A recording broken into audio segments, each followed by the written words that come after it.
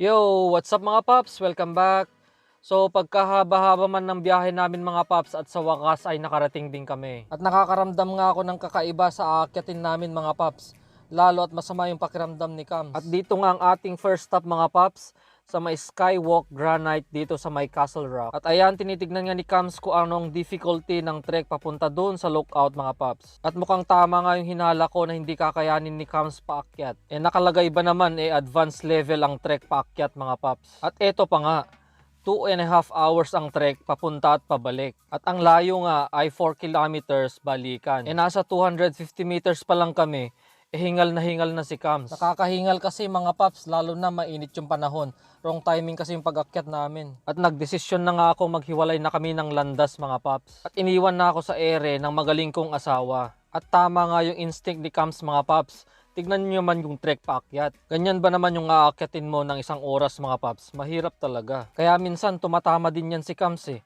Marami kasing tama yan mga paps, ewan ko. Ang nakakapagtaka lang kasi mga paps, ang daming umaakyat na mga matatanda, pati mga bata. Tapos tong asawa kong batang-bata, hindi makaakyat. May mga nakasabayan nga akong may dalang tungkod eh. Mahirap din yung trek mga paps.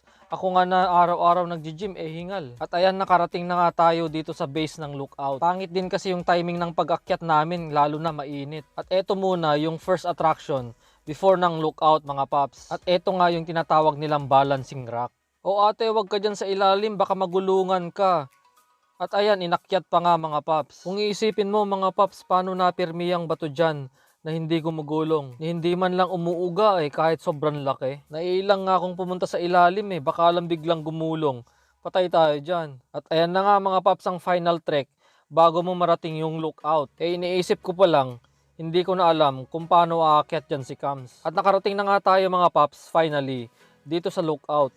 Worth it nga naman. Kaso medyo nakakalula lang mga paps kasi sobrang taas. Etong skywalk pala na to, nakakabit lang sa malaking bato mga paps. Kung iisipin mo, sinong nagbuwis ng buhay para makabit to mga paps, no? Ay anak ng pating, bakit may mga batang nakarating dito? Parang may cable car ata sa kabilang dako ah. Hindi naman ng mga batang yun mga paps.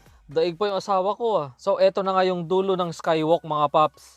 Overlooking siya sa National Park. Ang ganda sanang magpa-picture dito mga paps. Kaso naiwan yung photographer ko, hindi nakasama.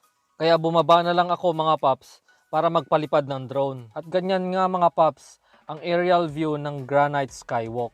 Ganda 'di ba? Ang ganda, kaso ang hirap akyatin mga paps. Tignan mo na mo yung akyatin mo. At ayan mga paps, at nakababa na nga ako. Mas madali na lang talaga kapag pababa mga paps, pwede mo nang takbuhin. At hinahanap ko nga ang magaling kong asawa kung nakababa ba ng bundok mag-isa. At ayun nga, komportable.